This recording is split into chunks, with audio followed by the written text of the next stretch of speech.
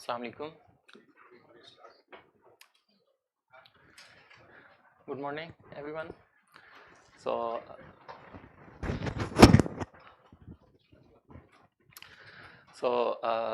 I'll be talking about linear algebra for quantum mechanics, and it's mostly basic linear algebra. So, first few lectures will be like very elementary, and then we'll start applying it on quantum mechanics problems.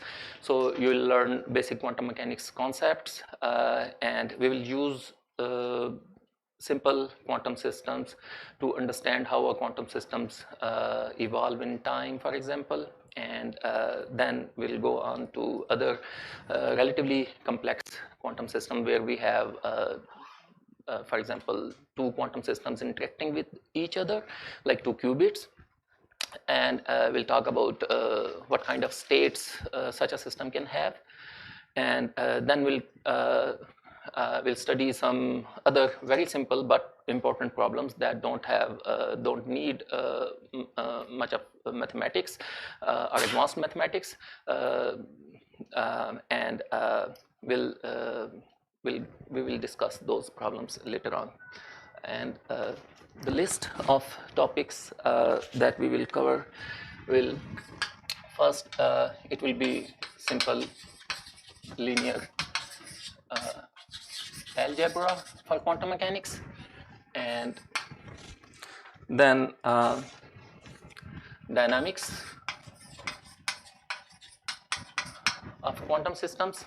And here we will study three pictures that we usually use to solve different kind of problems. So there will be three pictures of quantum mechanics, and then composite systems, and this is where we'll use example of two qubits or two spin half or two level systems that interact with each other, and we'll understand for example entangled states. Yeah. And there are some other very interesting topics that are very simple to understand. So these include Green's functions in a very limited context here. Green functions and effective Hamiltonians. So these will be, and then there is another interesting problem, that's interaction. That's actually a composite system, but we'll simplify it, and it will be interaction of a single quantum state with a continuum of quantum states. So like atomic state of a atom, electronic state of an atom interacting with electromagnetic field, for example. So that will be discrete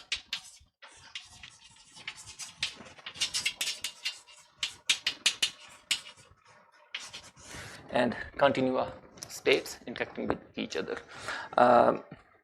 And all these have very interesting applications in various physics areas. So,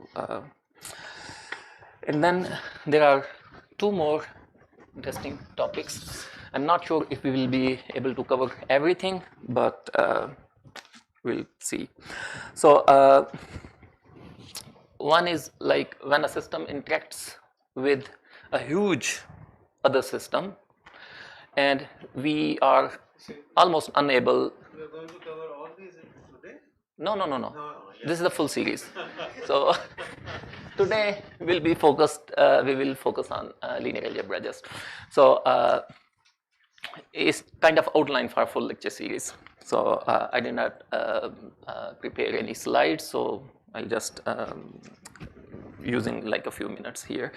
So then if our quantum system interacts with a really huge other, of course, quantum system, then we usually are unable to describe the full system plus it means full composite system, completely or exactly, even numerically. So in that case, we usually focus our attention to smaller quantum system and use some approximations, well justified approximations, to see how the other bigger system affects its dynamics of the smaller quantum system. And this is what we call open quantum systems.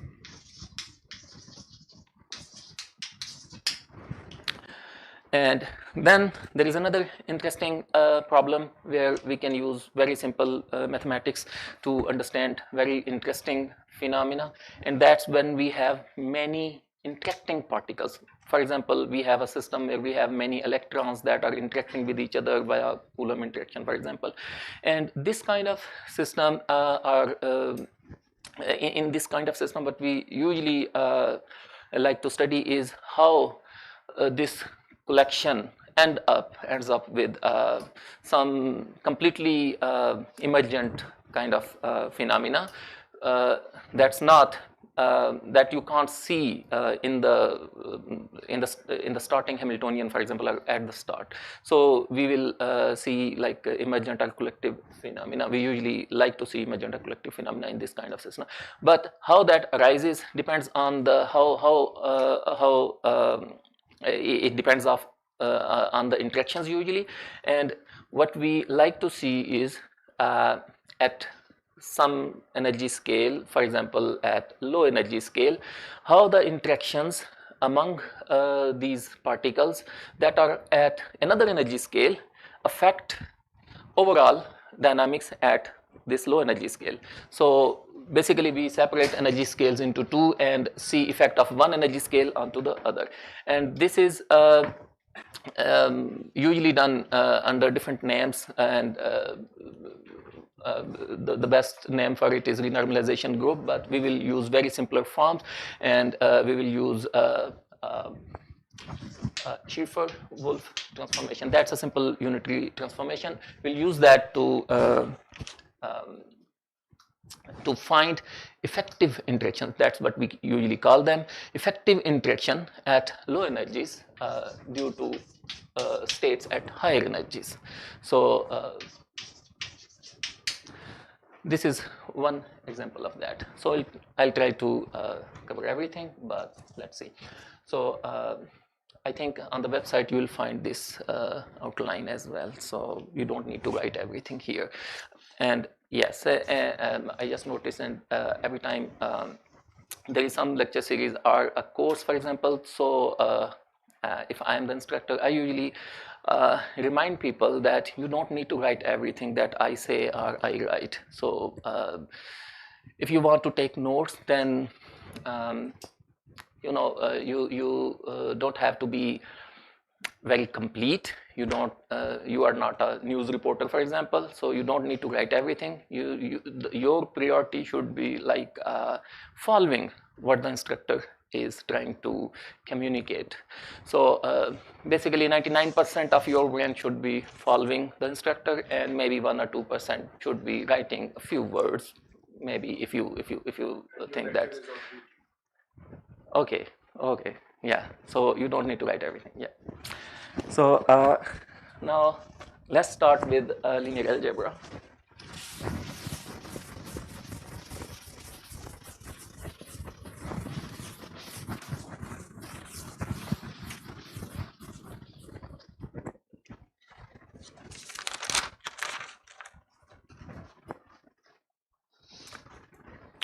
So we'll start with very familiar objects, vectors.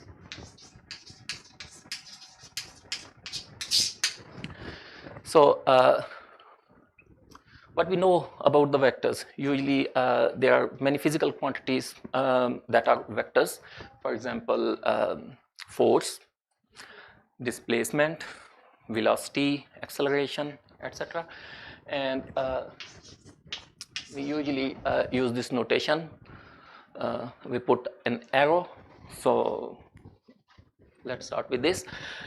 And what else we know about these vector quantities? So there is one set of properties that we usually know, that a vector has a magnitude and a direction. So let's start with this.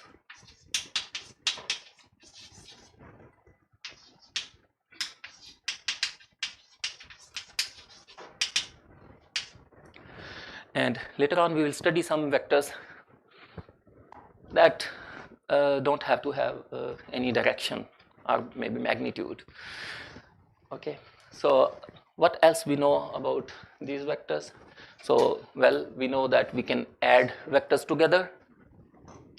So if there is one vector A and another vector B, we can add them, and the resultant C, for example, that C is also a vector of same kind. So I'll define it a little more rigorously shortly. So we can add vectors.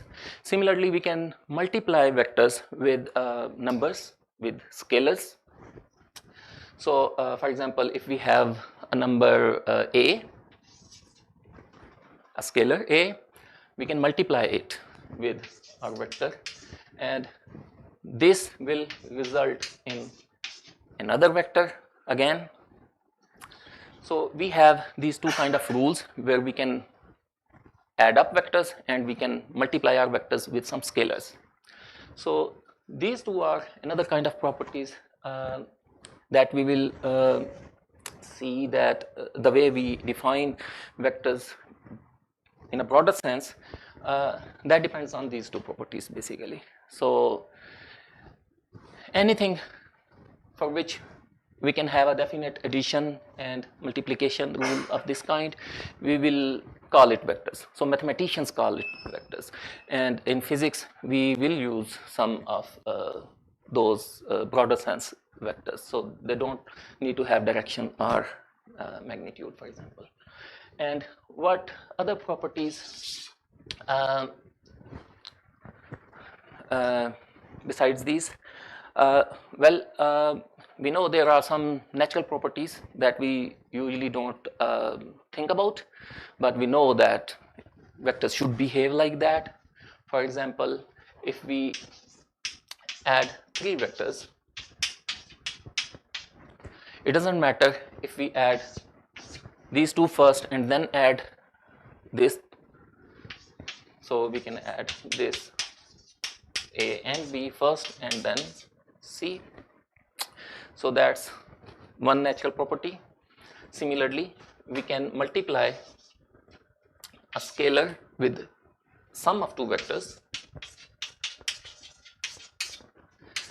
and this will result in A times A plus B times plus A times B. Again, a natural property. And similarly, we can have A plus B, where A and B are two scalars numbers, and multiply it with a vector, and the result is A times A plus B times A. So these are very natural properties for vectors we usually deal with in physics. Okay, so now, yes? Can't we write the scalar A plus B as just another scalar like C? Yes, of course. Then it will be like this. So you multiply C with A, yeah.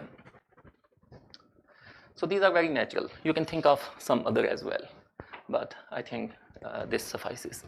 So now what I want to do is I want to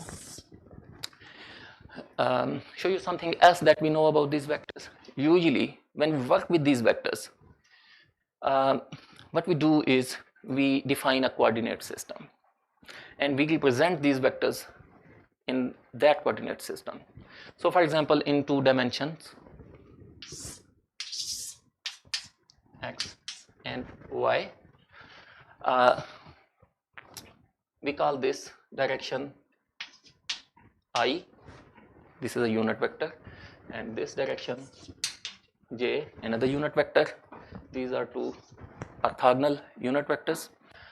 And what we do is, now we can represent a vector in this space by just using its components along these two directions. So for example, if there is a vector like this, then what we do is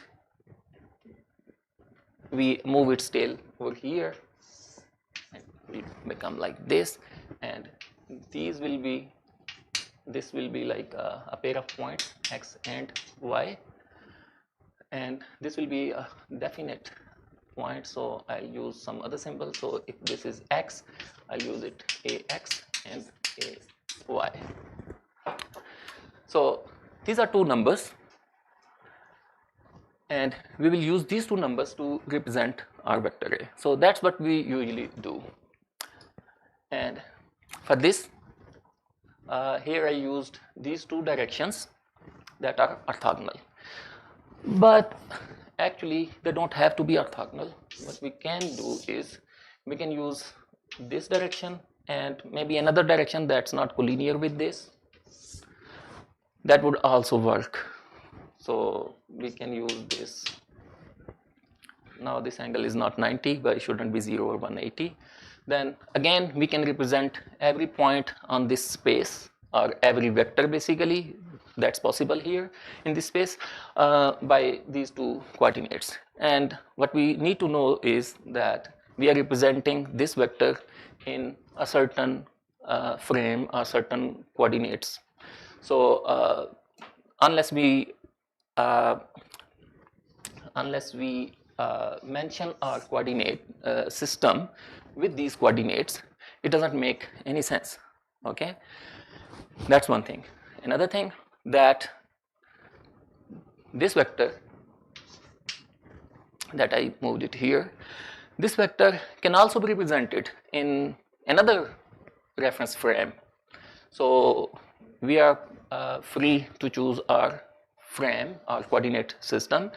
And what we can do is, so this is a little complex, so I'll be using orthogonal coordinates here. And what we can do is, instead of these two, where one is horizontal and one axis is vertical, we can use, for example, these, this and this. So this is 45, this is 45, so it's again 90. So we can use these axes or these coordinate system to represent our vector. Now what happens? See, so this vector that I shifted here, now again it's like this. In this coordinate it has ax and ay coordinates, but in this frame its coordinates will be different. So let me call it x prime and y prime, and maybe unit vector I prime, unit vector j prime, or unit vector x prime, unit vector y prime, and then its components in this primed, or maybe here prime, let's put it here.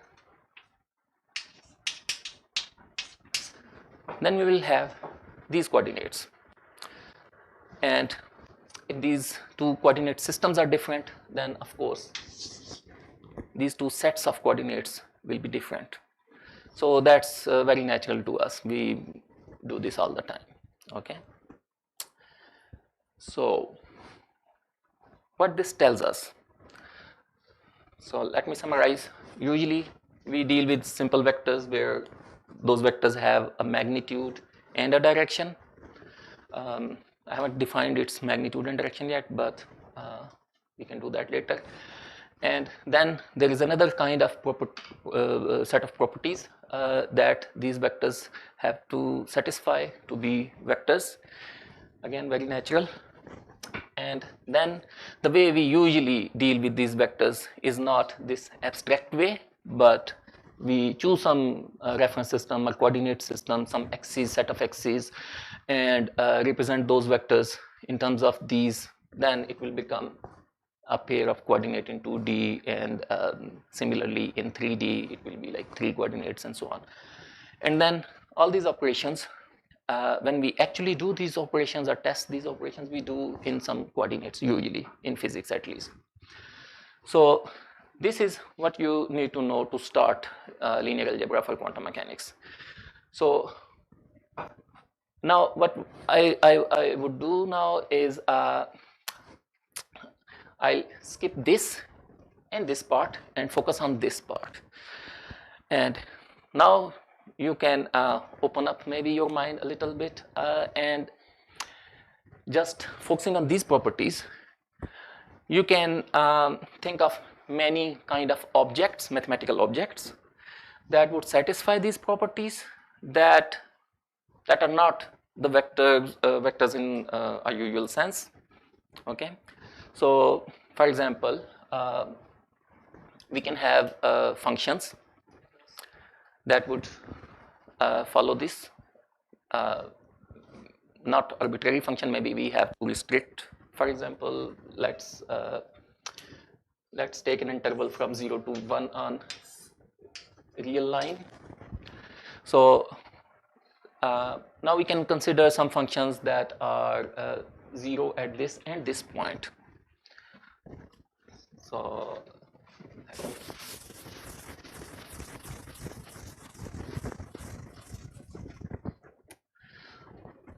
function that's, so this is x and this is a function fx.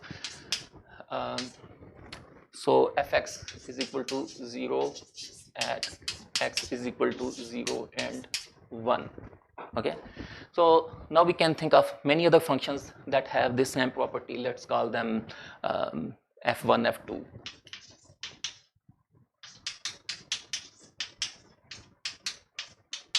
And so on. So this number could go up to infinite. Now, if we have these kind of this kind of functions, this kind of set of functions, so this kind of set, then we can verify that all these properties still hold. So in a broader sense, this will also make a vector space. So these will be vectors. Okay, so this is one example. Here we don't need to define their direction or magnitude. Okay, so but we will still call them vectors. Similarly, we can think of other mathematical objects, for example, matrices. So we can have any rectangular matrix, for example. So let's start with 2 by 2. So let's call it A. Suppose there is a matrix A, B, C, D. These A, B, C, D can be real numbers or complex numbers, but this is a 2 by 2 matrix. So now we can think of all 2 by 2 matrices.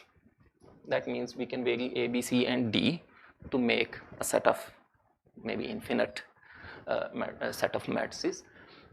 Then these matrices would still satisfy these properties. So in a broader sense, these matrices will also be vectors. Okay, so these are two kind of objects. Mathematicians maybe can think of many other kind of objects. So these are two most relevant to quantum mechanics and our examples. So I'll stick to these two. Now we talk about vectors and some set of rules that they follow, and then how we can represent them. Give an example of object that doesn't follow those rules. Yes, for example, if you have a function that's not 0 at one or both ends, then when you have that function in this set, then this set will not satisfy these, because that function will take us to points that are not 0 at the boundaries. So so what we can do now is okay, where were we? So we have basic vectors, usual vectors that we deal with in simple physics problems, and then I focused on this part and defined vectors in a broader sense. I'm calling these vectors, and now these vectors like in 2D, a vector in 2D, for example, these vectors live in some space. They form a space. So if in 2D, for example, if we have all possible sets of vectors that live in this space, that set or maybe their subset would form this space. That's how we portray it. So these vectors form a vector space. So this will be, this space, this two-dimensional space will be a vector space of these functions. So that's this concept that will carry forward. So whenever we have a set of functions, matrices, vectors in a broader sense, so whenever we have a set of objects that satisfy these rules, we call them vectors, and those vectors form a vector space of their own, of course. And interesting property that we usually don't think is that that's basically embedded in this statement, that whenever we add two vectors in a vector space, their resultant still stays in that vector space. Okay, so that's again quite obvious. Okay, so now we have vectors, simple vectors, vectors in a broader sense, mathematical vectors that don't have to have magnitude or direction, and the thing that they form. So that's the space, their vector space. So we have something called vector space where our vectors live. Okay, so that's kind of a brief introduction to vector spaces. Now what we can do is that we can again come back to vector spaces that are most relevant to our case, quantum mechanics, and for them we can at the moment ignore these vector spaces and just use vectors that are similar to the vectors that we usually encounter, the vectors that have a magnitude and a direction. For other vectors, we can again define a magnitude and a direction, but that definition is not universal, so that depends how we need it. So we define things accordingly. So for quantum mechanics, we would need some vectors and a vector space, and that a vector space needs to have this property, magnitude. So now let me start writing vectors in a little different way so that you can follow the book that I recommended for this lecture. So it's Shankar, Principles of Quantum Mechanics. It's chapter 1. So chapter 1 contains more than enough material that we need. So you can download it from some website online. Okay, so now I'll be using Shankar's notation, and that's the notation that we usually use in quantum mechanics.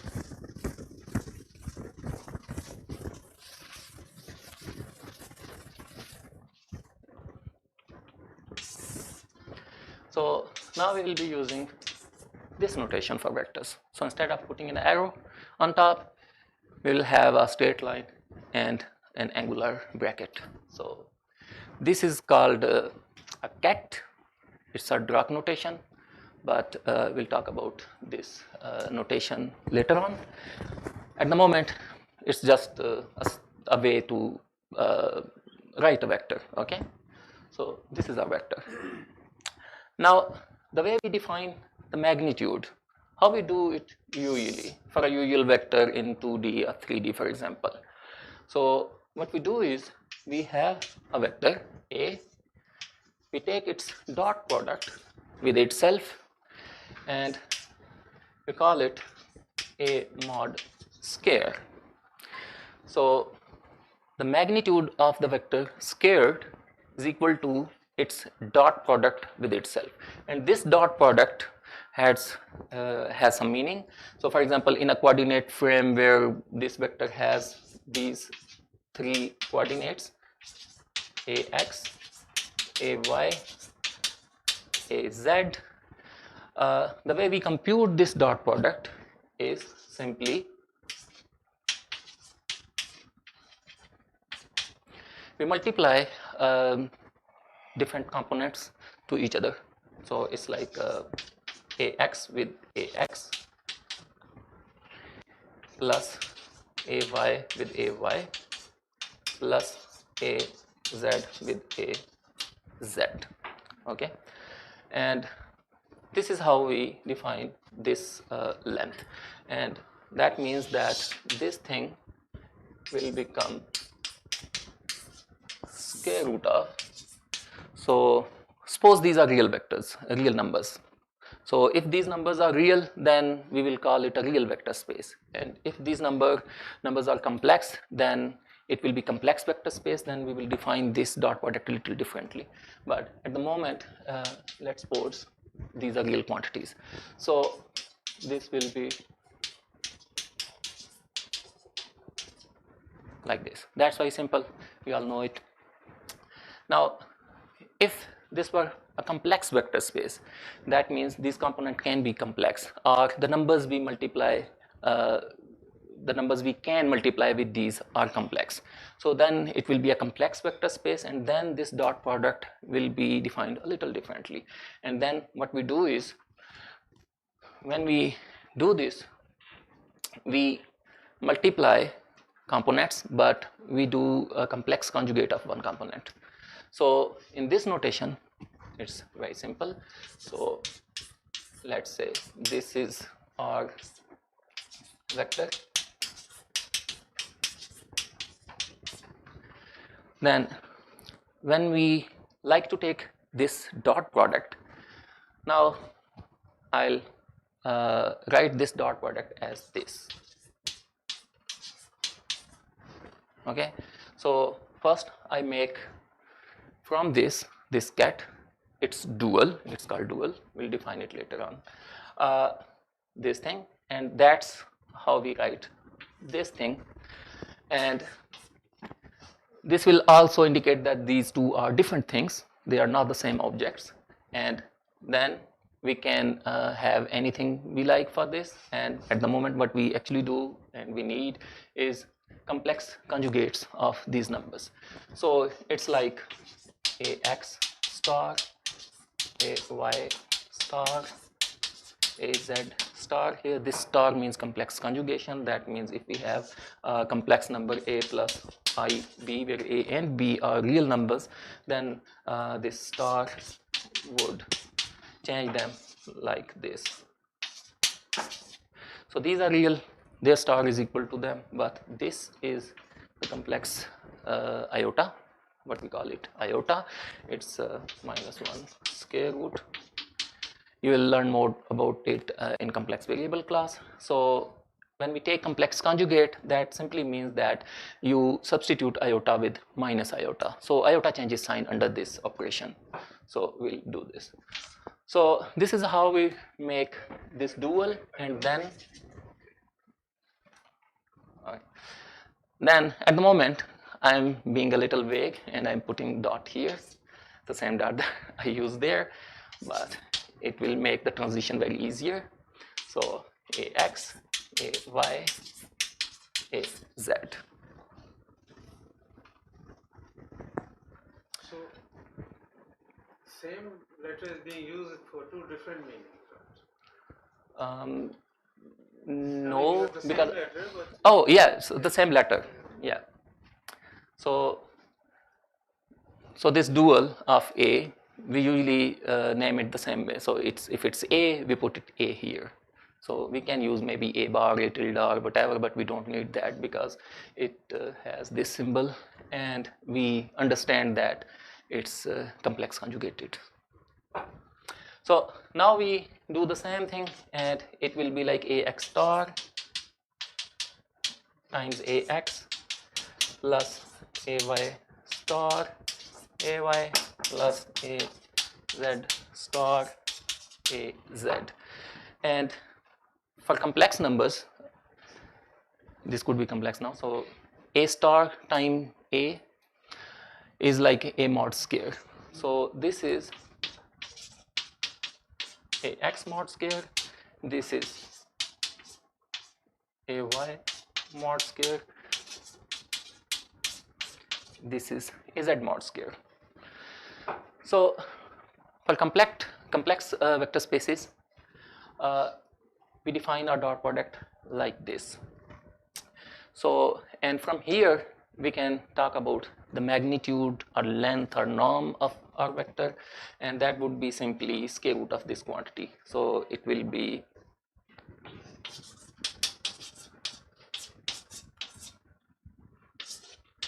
this. So usually use this symbol for norm or length, and it's like this, and here it's like square root of this thing, ax square plus ay square plus z square. So now we know how to have a length or norm for a complex vector space or complex vectors. So now what about the direction? So for direction, like simple vectors,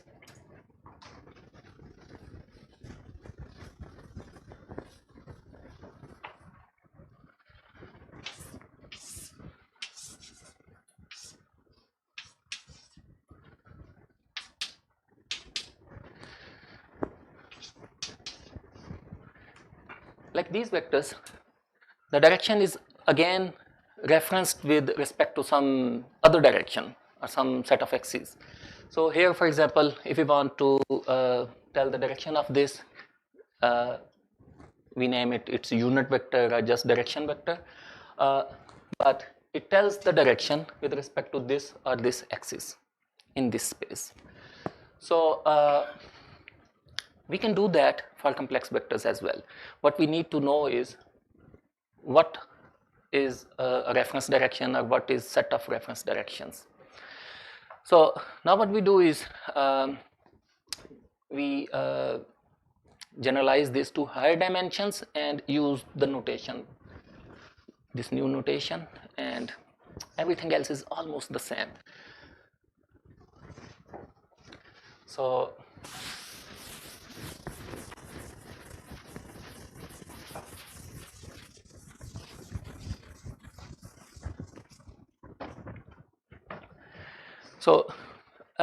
let's suppose we have a space of set of objects or vectors, a vector space of n dimension. So let's call it this.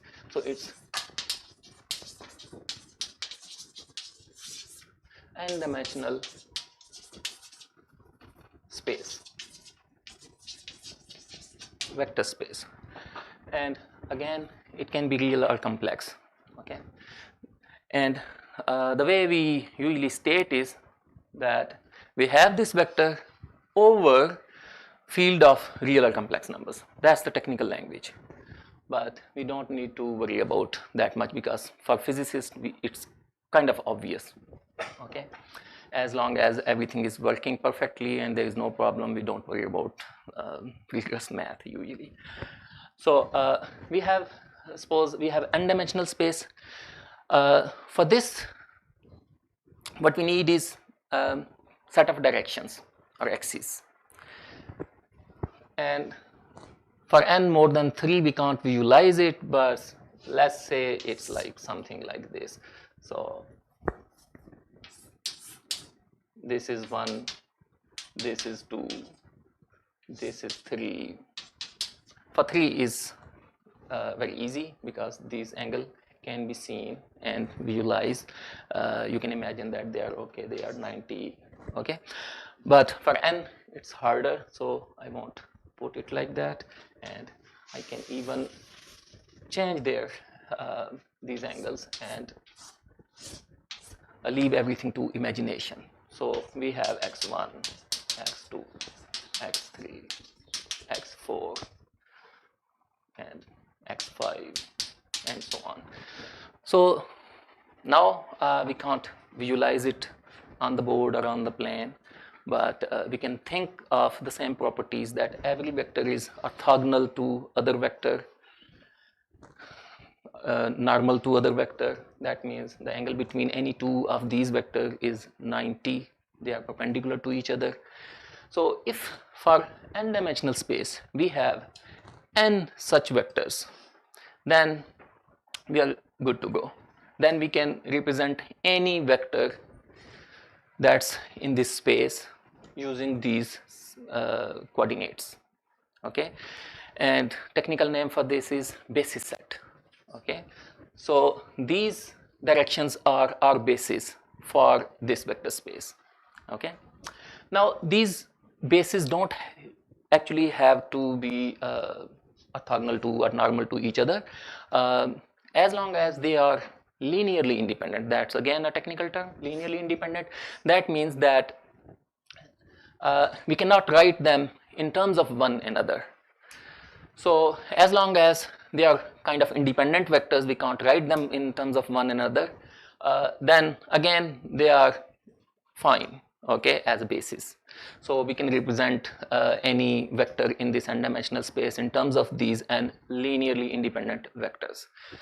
So, but usually we use axes or bases that are perpendicular to each other. That makes things easy. Yeah.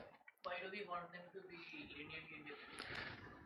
Okay, so if they are linearly dependent, that means, so if they are linearly dependent, that means we can write, for example, if x1 and x2 are linearly dependent, the simplest thing is like x1 plus x2 is equal to 0.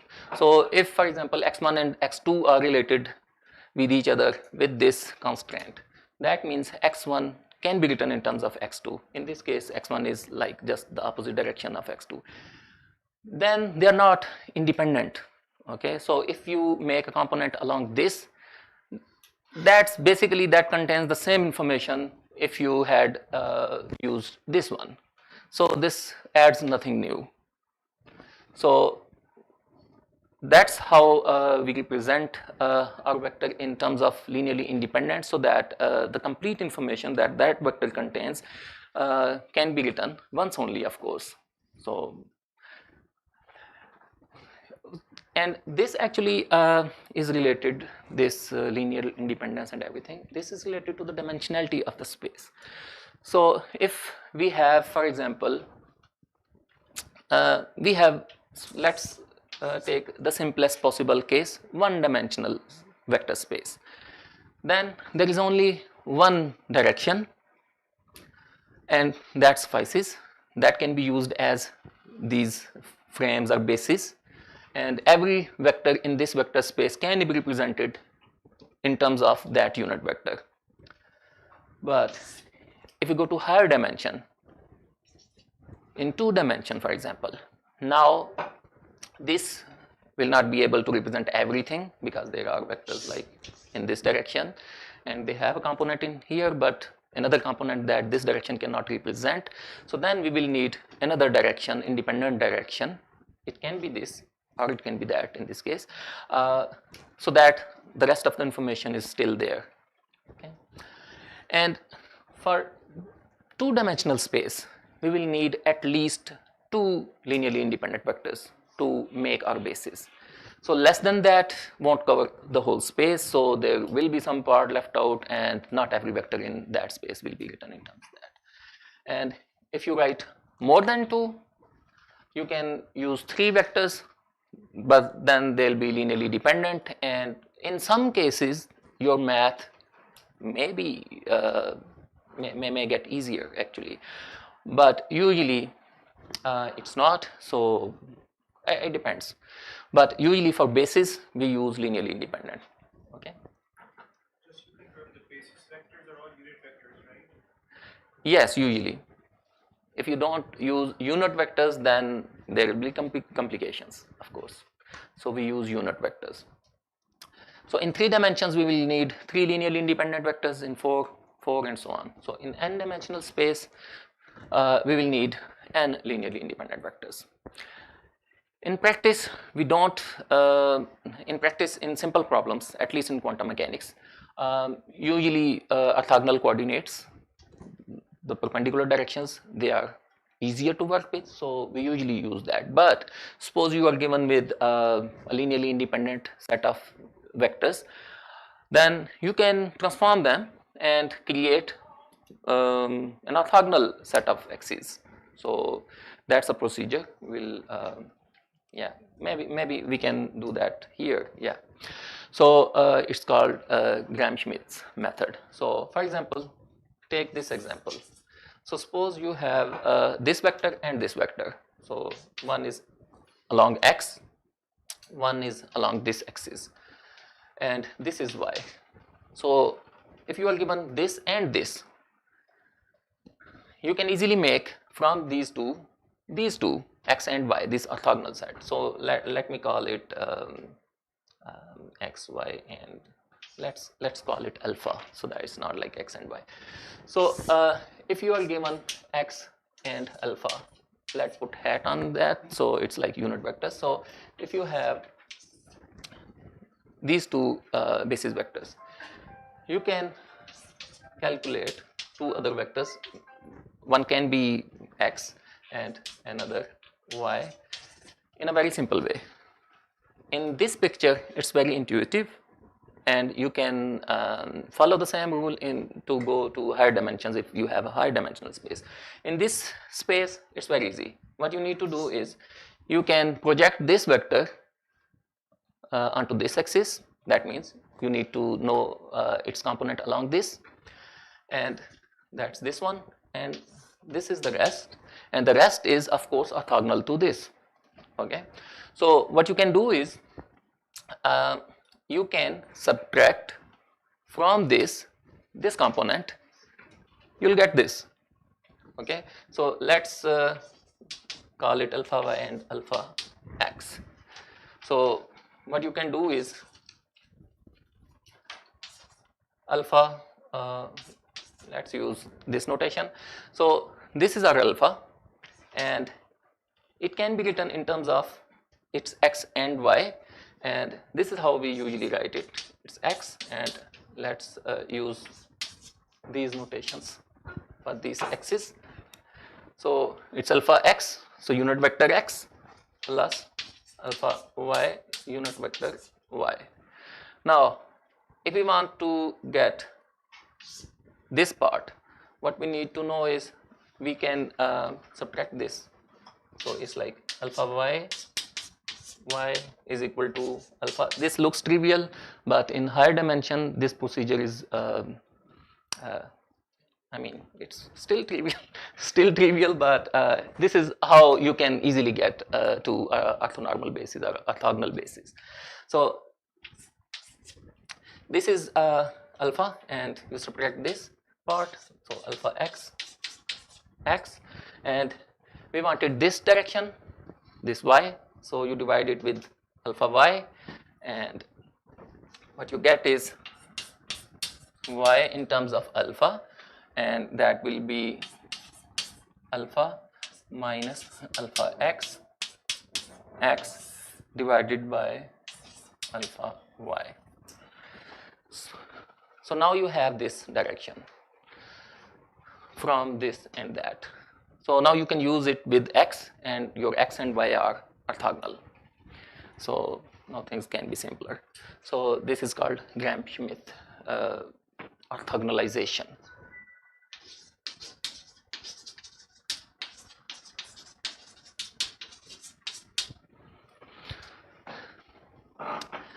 Now some other terminology that we usually use for perpendicular vectors or normal vectors, we usually use the term orthogonal. So that's a broader term, orthogonal. And for unit vectors, we call it, it's normalized, basically normalized to unity, normalized to 1, so it's unit vector. And if we have our set of vectors for basis or whatever purpose, if we have a set of vectors that are orthogonal and normalized, then we call them orthonormal. So using this procedure, we can calculate orthonormal functions if we like from a linearly independent set. Okay, so now we have some basic idea about vector spaces and how we define this dot product for our vectors and for complex vectors. Now, let me put another term here. So for vector spaces where you can define in whatever way you like, you define a magnitude or norm, that's usually called normed vector spaces. And for vector spaces where you define a dot product, where you can have this geometric interpretation of angles, for example, between different vectors, this thing.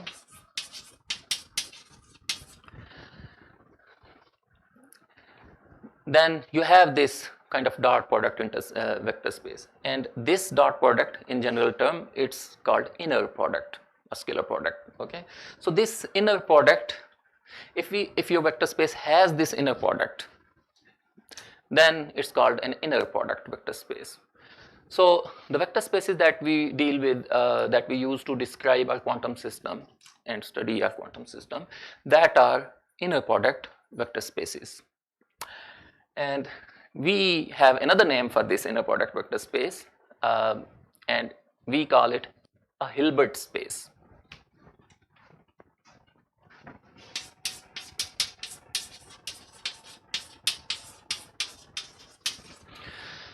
So a Hilbert space is a vector space with an inner product. Once you have an inner product, this magnitude can be defined via this A dot A.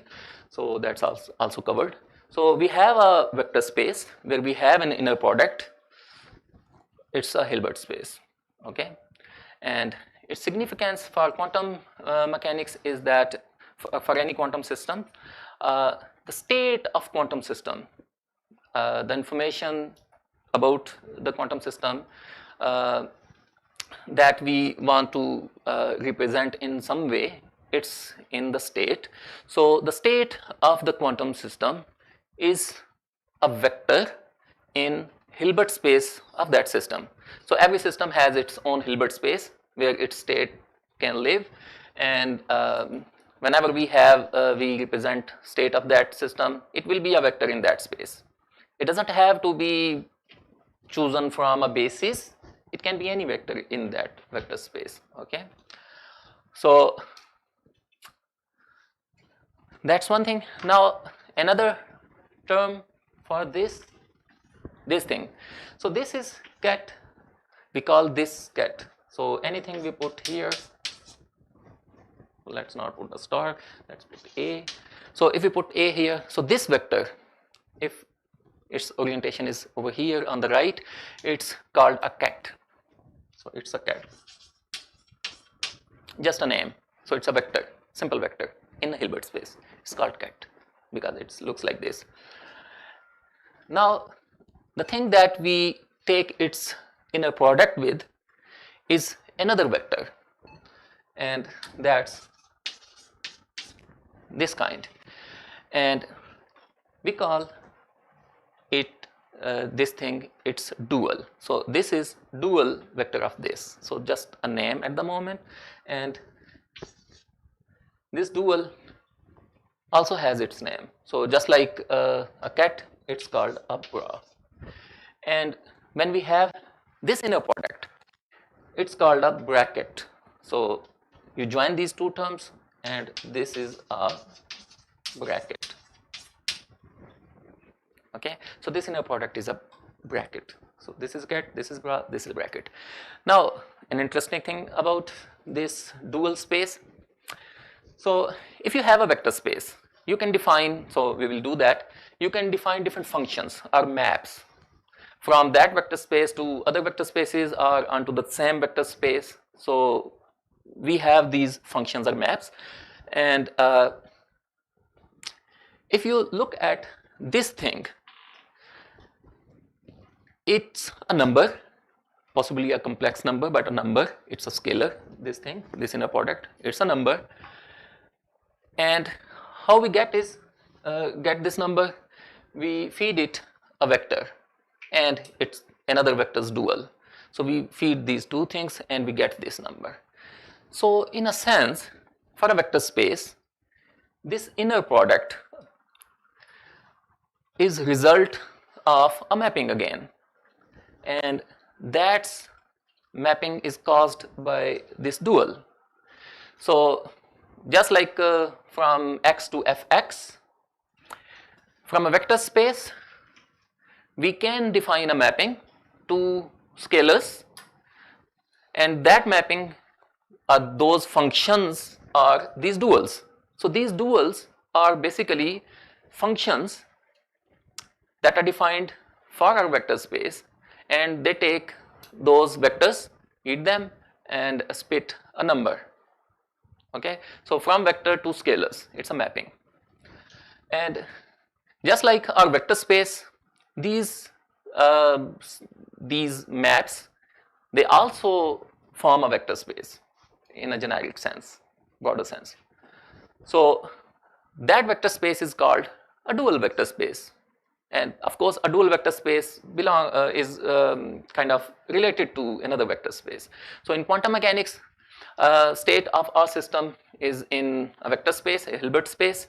And then for inner products, we always need dual vector space. So that's these bras, these are our vectors in our dual vector space. Now, how do we actually compute these objects? Yeah? So is there like an actual difference between the bra and the cat? Yes. So these are objects in another vector space, and these are operators, these are functions, they eat things. These are vectors in a broader sense, but they take vectors as an input. So this thing, it takes this B and gives us this number, which is a number, a scalar. So this thing, this dual, it's kind of a linear map, a function. Map. Is it Yeah. not exactly the set of all linear functions or not? The dual space by definition. Yes, so it's this dual is for this. Not set of all linear functions. It's the linear function that give us this inner product.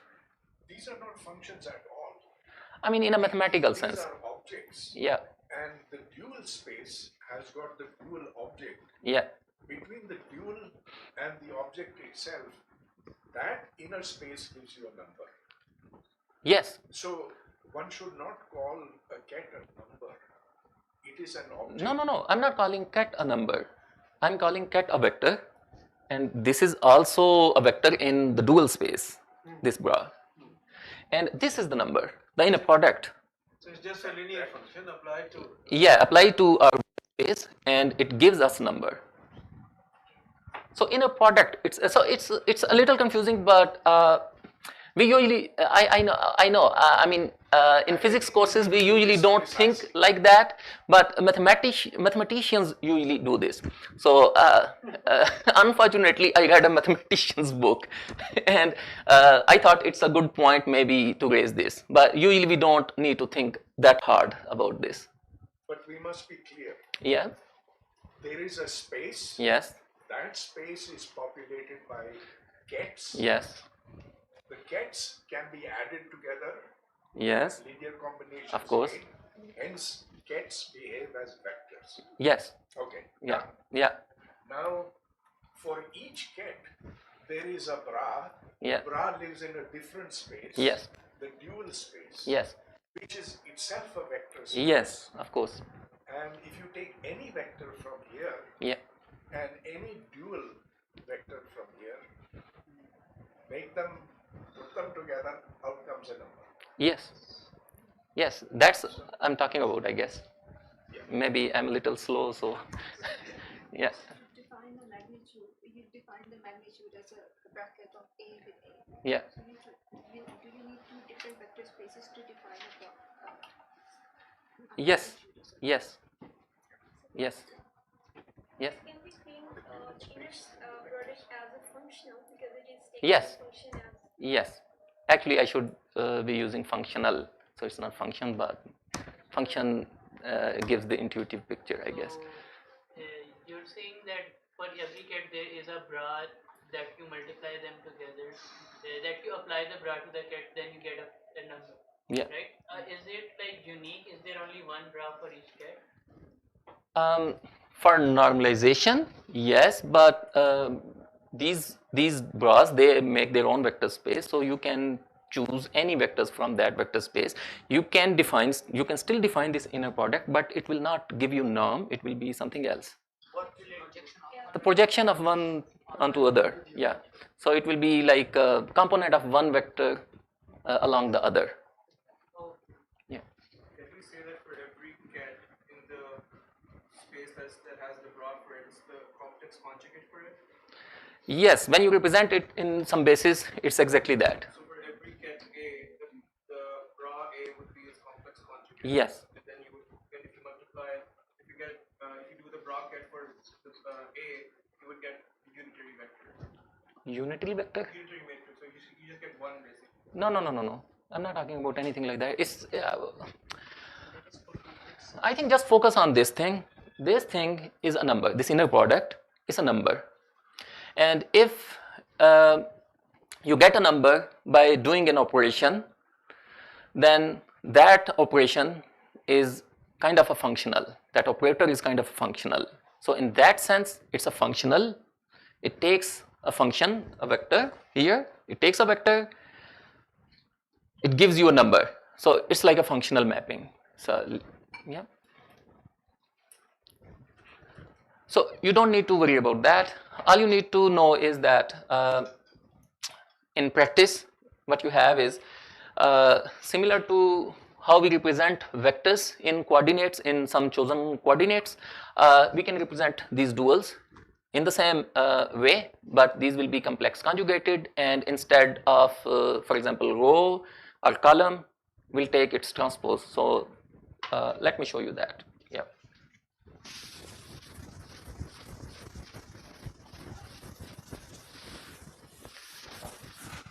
So this is now this is how we do these things in practice, and we use vectors and matrices, or concepts from vectors and matrices, or linear algebra here. And that's, suppose we have this state vector, this cat, and it can be represented as a, let's put just 1, 2, 3, so A1, A2, and so on. And now if we have this,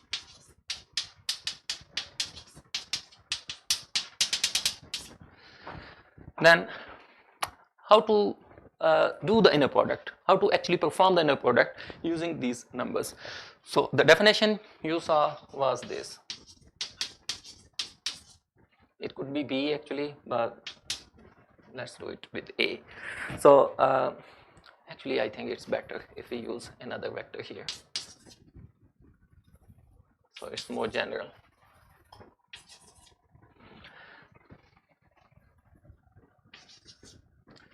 So now it's like B1 star A1 plus B2 star A2 and so on. If it's a finite dimensional space, then there will be Bn. If it's n dimensional, star An. So let's use finite dimensional spaces for our example. So how can we use the concepts from matrix and vectors to get this thing from these two kind of sets?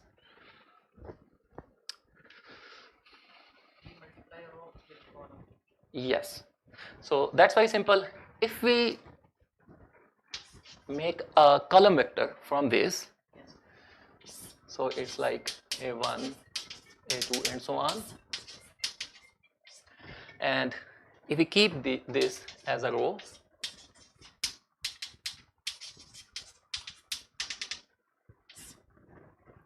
then simple matrix multiplication or matrix vector multiplication will give us this.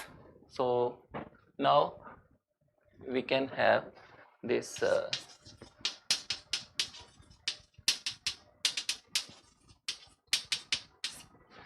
and we multiply it with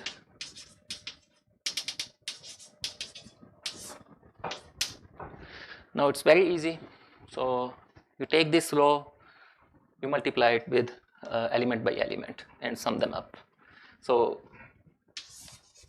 we get this result.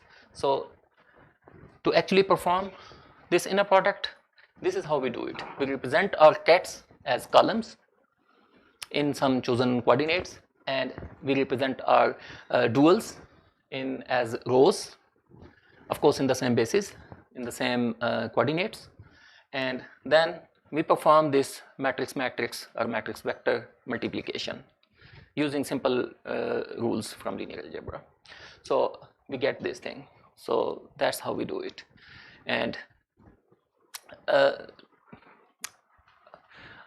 calculations for any quantum problem, quantum physics problem, that's performed on the computer using any language, symbolic or numeric, usually uses these rows and columns. Yeah. Is this just a convention or is it used for helping a column vector space and grabbing row vector space? Well, it's not just a convention because it's a requirement. If we want to construct something like this using existing rules, matrix multiplication rules, we have to have this as a column and this as a row. And now, how we, given a vector space of cats, how we get these duals? Now it's simple. How do we get from this form to this form? This is a column, this is a row, so if we transpose this, it becomes a row. But there is a complex conjugation, so we do both operations. So we transpose and complex conjugate.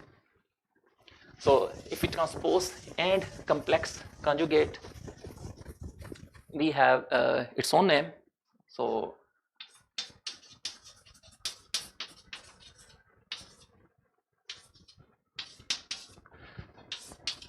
it's usually called Hermitian conjugate.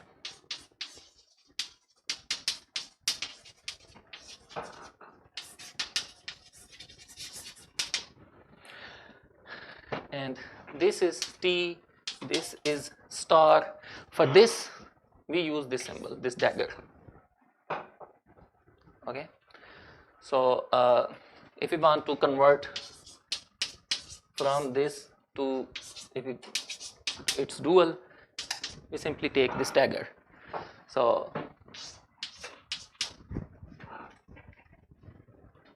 this will give us this. So I think that's probably complete set of basic information.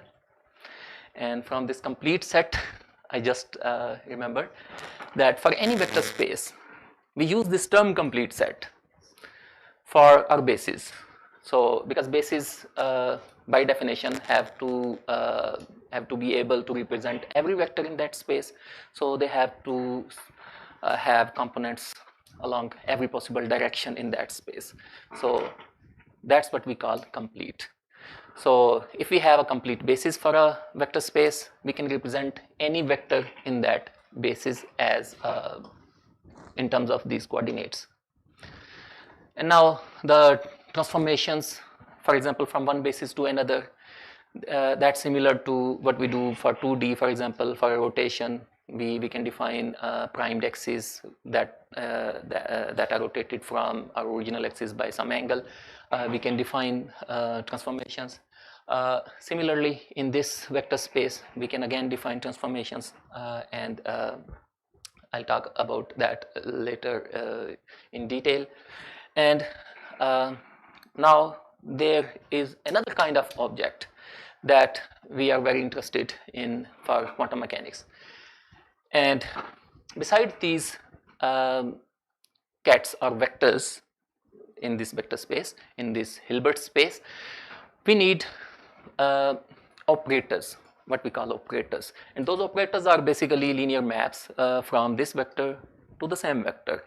And that simply means that we have some kind of transformation or functional properties embedded in that thing, and that object takes a vector and transforms it into another vector, of course. So that quantity or object is called an operator. So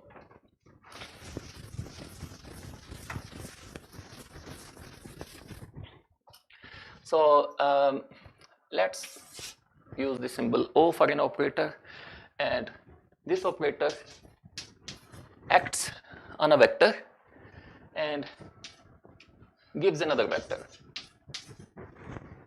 Okay.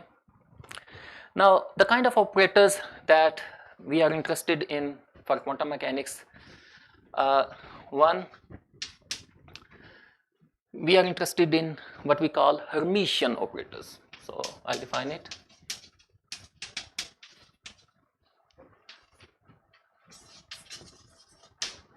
And this is just a name. What it means is that if you take this operation, if you take the Hermitian conjugate for of our operator, this quantity, if it's equal to itself, then we call it Hermitian. So if we have an operator that this kind of transformation or function that transforms, that acts on our vectors, if its self-adjoint or Hermitian adjoint is equal to itself, then it's called Hermitian operator. And these are central to studies of quantum mechanics, especially closed systems, because we will see later that they represent the physical quantities. For example, momentum, energy, etc. So to describe these physical quantities, this is a restricted form of operator that we usually use for quantum mechanics. Okay, and there is another kind of operators, and those are unitary. And for these operators, if we take this, let me use another symbol for this, U, and if we take its Hermitian conjugate, it becomes its inverse. And these kind of operators are very important. What they do is they don't represent physical quantities, but like energy or momentum, etc. But they are used to generate, for example, time evolution. So dynamics of a system will be generated by a unitary operator, or maybe rotation in real space or in spin space. So angular momentum, spin angular momentum. So this is another kind. So I'll restrict myself in this lecture series to these two types, and for this the most important is what we called Hamiltonian, and we almost always write H for it, and this will be energy operator basically. So it's a kind of energy, total energy for our system, and this will be like what will generate the dynamics. And maybe in group theory you will learn more about it and its mathematical structure. So this dynamics will be generated by this unitary, but it will be like this kind of operator. So this U will be this kind of operator where we have this Hamiltonian and this time. So these are two kinds. So this is Hermitian, this is of course the same Hamiltonian, so it's Hermitian, and this will become unitary. If you take Hermitian conjugate, this is iota, iota under this Hermitian conjugate goes to its conjugate, so there will be minus here, so it will become its inverse. So this is an important structure that I think you will learn more about in group theory course. If you have this thing here, then this is this operator here, this is an operator, and here there will always be, this whole thing is also an operator, of course, this is also an operator, and like this there will be a ket where it operates on. So this Hamiltonian will generate the kind of translation in this coordinate. So this is time, t for time. So dynamics of a system is basically its time evolution, how it evolves with time.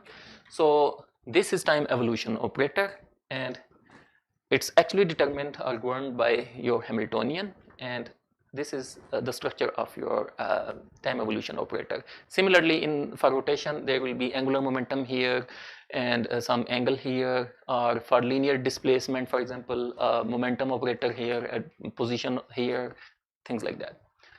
So, any question? Yeah. I have a question. First, okay, should yeah. ask, yes. Yes. Yes. So, but it's not that complicated actually.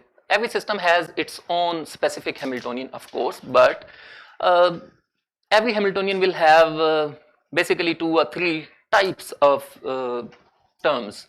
So one, it's kinetic energy, and that operator is universal. So if you have an electron or a proton or any particle, its kinetic energy operator is universal, so that's very simple. So every Hamiltonian will contain that for particles. And then if your particle interacts with some potentials, for example, electromagnetic, electrostatic potential, for example, then you will have some potential energy associated with that. So that has again very generic form. And then if particles interact with each other, then you will have particle-particle interaction. Again, its form is very simple, and the interaction itself can be different, but the form is again similar. So it's not very hard to work with a variety of systems, because under so at the base everything is quite similar. But you said something like the admission operator gives you something that's real. What does that mean? At the operator, it gives you something real. No, I haven't said that, I think. I think it's something that you can observe. Maybe? Yes, I'll talk more about that. Yeah, I'm not sure how much time I have. 15 minutes. 15? Yeah, that's enough. So let's now focus on Hermitian operators and how they are related to physical quantities. Yeah, you have a question? Okay.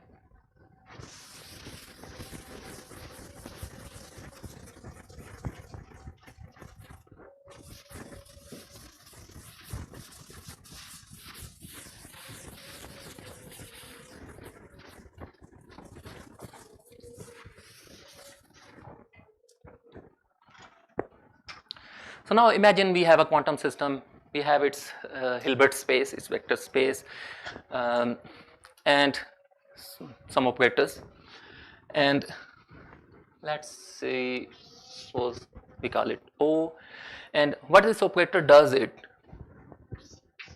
operates on A and gives B, as I said earlier. So what this actually means, you can visualize it, and that's very helpful. So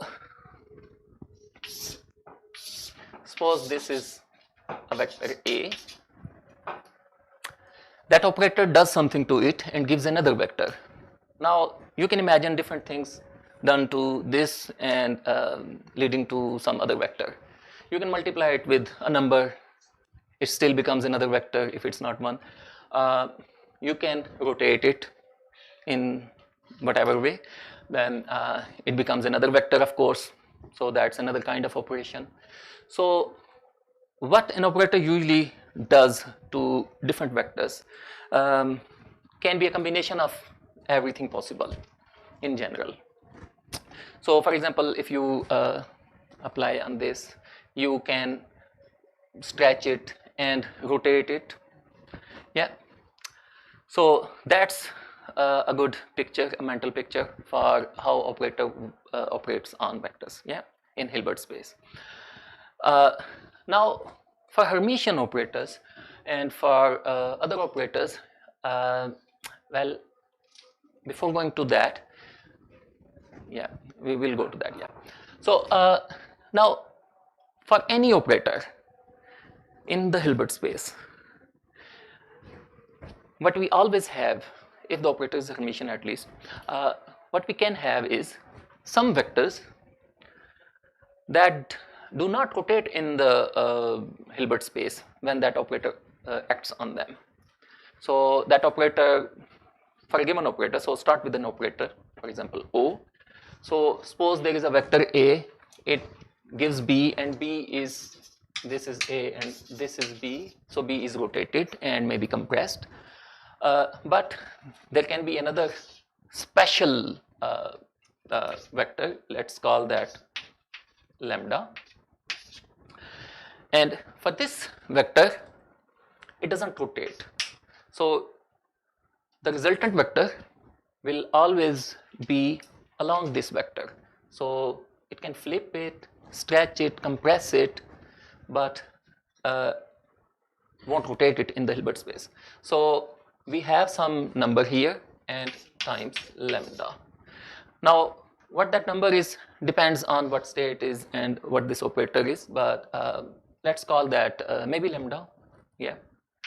So let's call that number lambda as well, or maybe A lambda or O lambda, yeah, O lambda is better. So this is small o, this is small o, this is capital O, okay. Let's put a hat on it, and that hat is what usually distinguishes operators to other quantities. So in quantum mechanics we use this hat not for unit vectors but for operators, so we use usually this. So this is an operator, this is a vector, a special vector for this operator, and what's special about it, if you operate this on this, you get the same vector stretched or compressed, maybe flipped, but the line is the same. So for example, for this, actually that has to be lambda, because lambda is the number that will come up front. That's what you mean by the ket lambda. This lambda, yeah, so lambda, so it has to be not O lambda, it has to be lambda itself. well, I mean, it depends. If we are talking about more than one operators and its operation on this, then we have to distinguish them. Looking at the eigenvalues of that, Yeah, they are characterized by lambda. Yeah. It can be 0.1, 0, 1.3, whatever. Yes. Those are numbers Yeah. that will come in no, front of the yeah, CK. this is small o, I think, yeah. It has to be lambda. It cannot be anything other than lambda. No. Not absolutely it has to be. I am. Let me give you a counter example. There is no example. That's the definition. No. I think, yeah. So if you are just thinking about this operator, then that's the perfect way to go. Any operator, No. O or lambda has to give Let's use another operator. So there is another operator.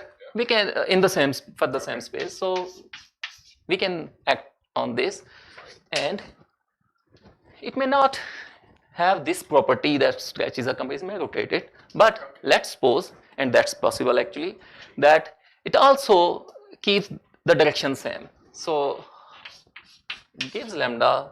Now if we use lambda here, then the problem is that I mean we mix things, yeah. Yeah. So let's call it H lambda.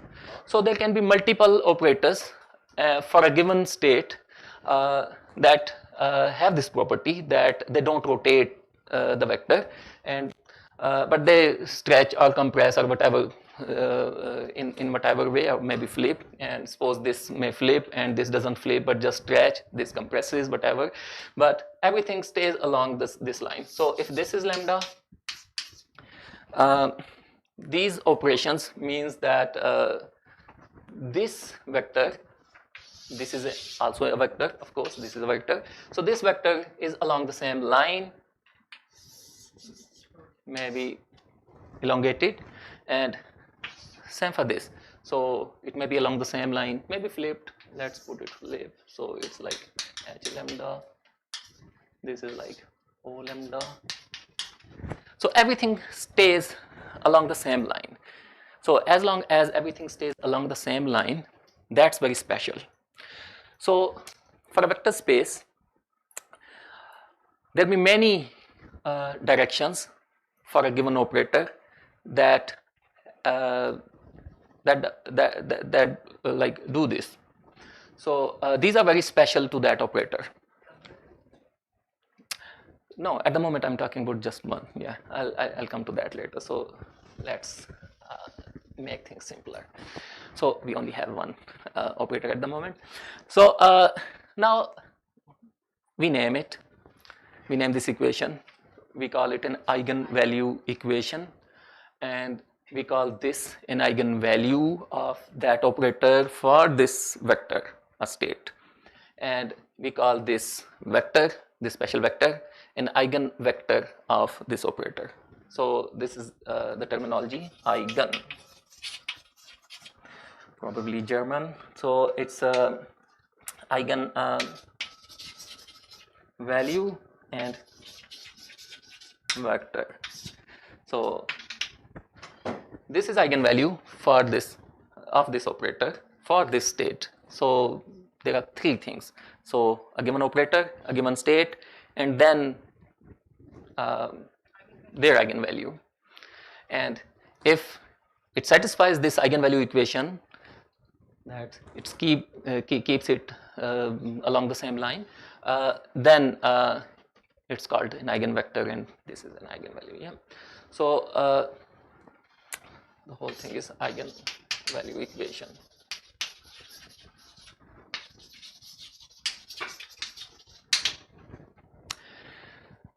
Okay, so now we can link it to quantum mechanics and why we need Hermitian operators. For quantum mechanics, we need physical quantities. Physical quantities, usually they are real numbers, and that means if we want to represent our physical quantities as operators in quantum mechanics, then this should be some real number. And this puts this puts that Hermicity restriction on the operator. So if our operator has this property that O dagger is equal to O, that's its Hermitian, then its eigenvalues are real numbers. They are not complex numbers. So if you measure momentum, you get a real number. You measure energy, you get a real number. So these are real quantities. So for real quantities, for observable real quantities, and that's another term for these kind of operators, we call them observables, because we can observe them. So for these observables, they have to be Hermitian. They have to have this property. Their Hermitian conjugate should be equal to themselves. So their eigenvalues are real. Now, if we have this kind of operator, there is another property, and that property is that for a vector space, for an n-dimensional, let's be more specific,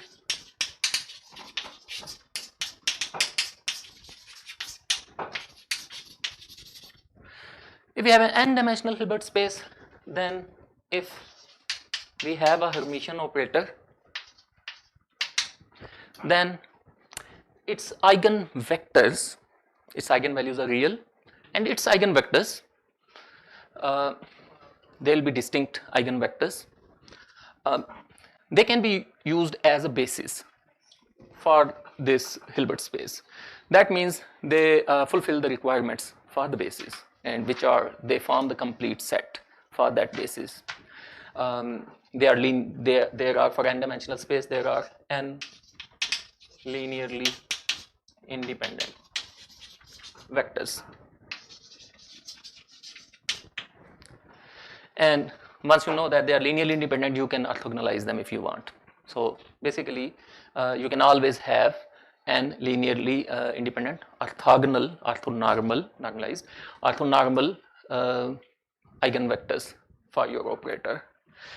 Now eigenvectors are distinct and linearly independent. This doesn't mean their eigenvalues have to be different. An operator can have many eigenvalues that are basically the same number. For example, like 1.5 for something, then there may be 2 or 3 or 4 or n eigenvectors for which this operator gives the same eigenvalue. And for such a case, we have another term, we call it degenerate. So if there are, we are using this n for space, so let's put it G. So if there are G number of states with the same eigenvalue, see G vector of eigenvectors with the same eigenvalue, then there are G-fold degeneracy. There is G-fold degeneracy.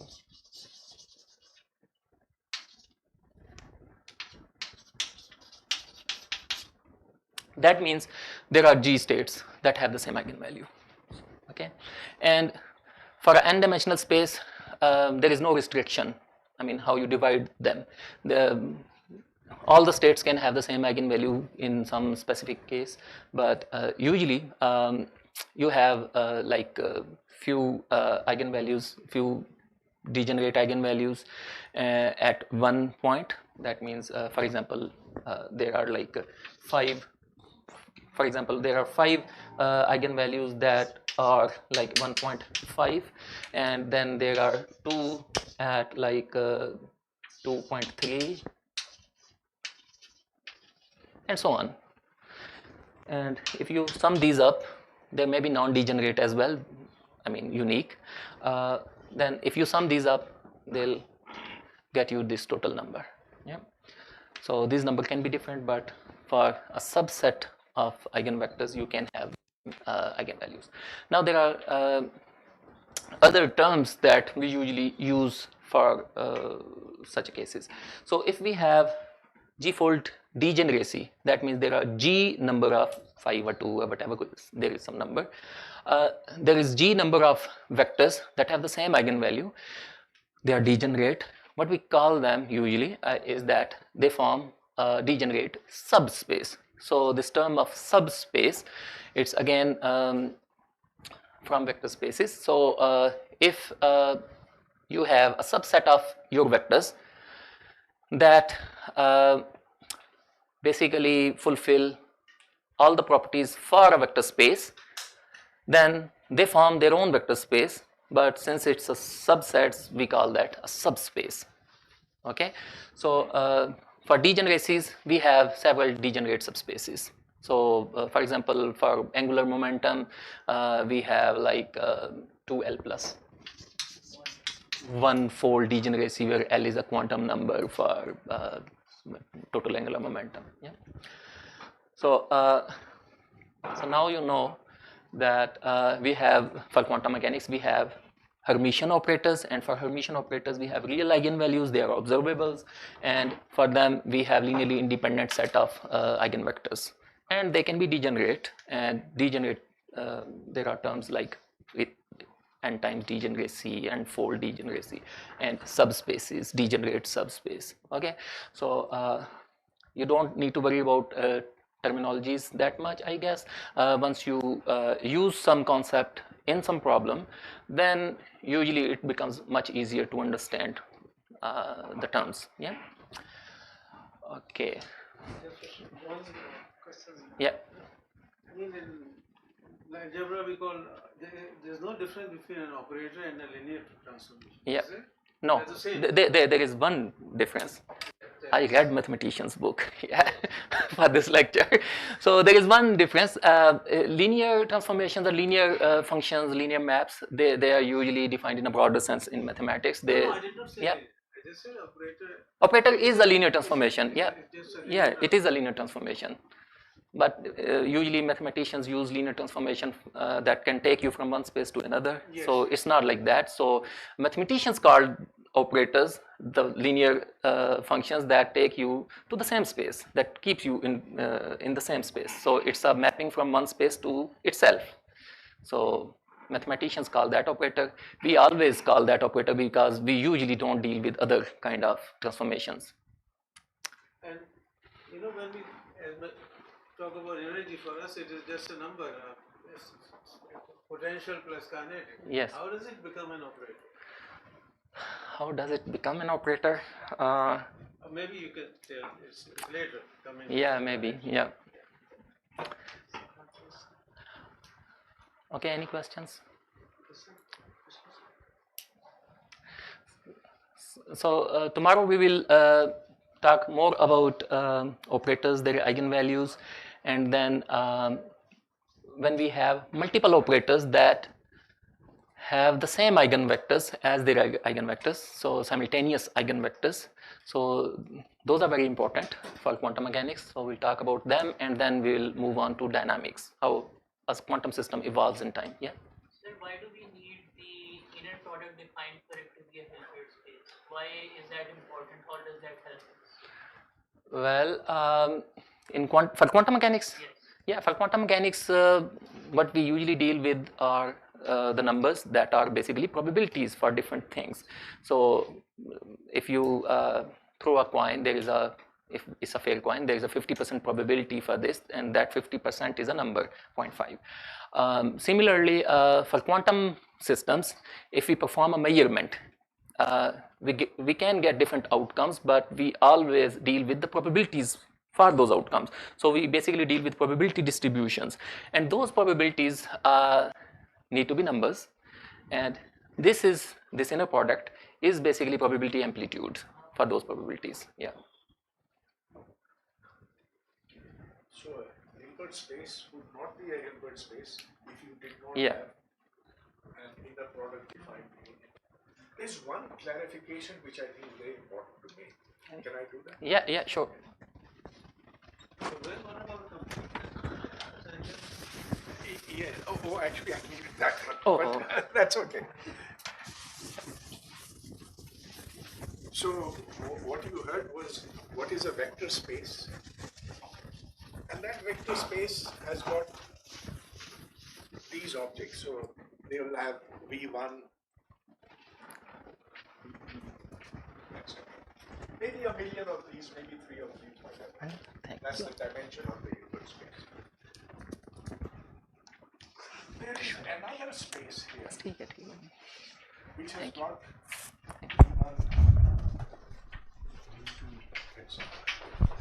and this is called the dual space. So this is the space, and this is the dual space. And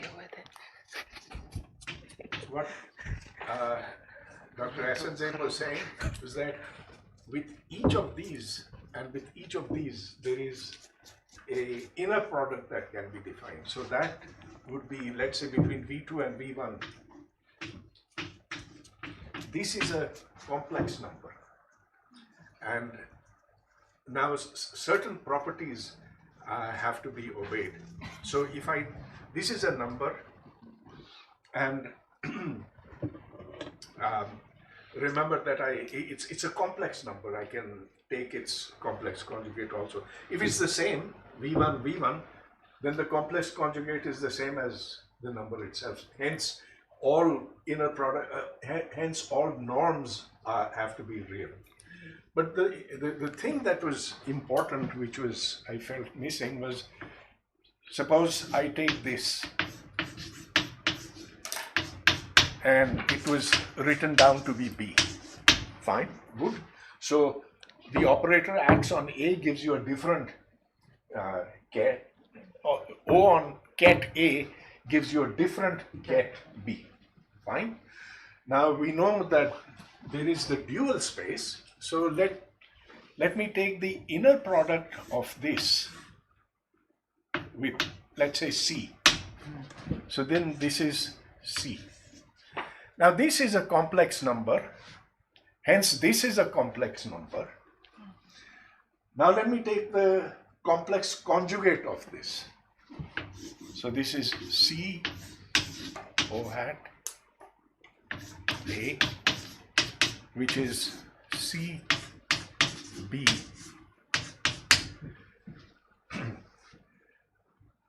This now, okay, let's look at this. This thing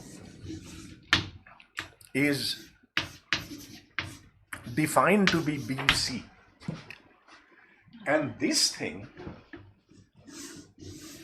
is now O hat DAG. This thing, this Hermitian conjugate acting on A with C. We forgot to place star here. Yeah. Yeah, if I take star here, then that is that. Now, O hat equals A or minus A. If O hat dagger is equal to O hat, you call this Hermitian. If it's equal to minus itself, it can be that, then you call it anti-Hermitian, all that. But you see, now the whole thing is that this over here is an operator, O hat acting on A, and that's B.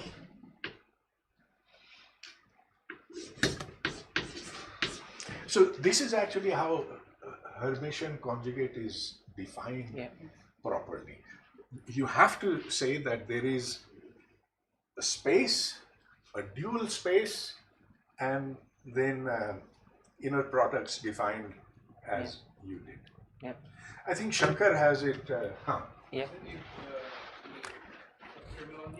So notation is how is the operator inside of the graph?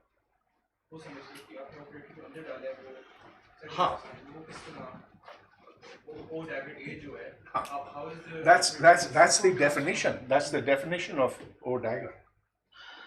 You can put it inside that whole thing is one graph. Yeah. That's what defines O dagger.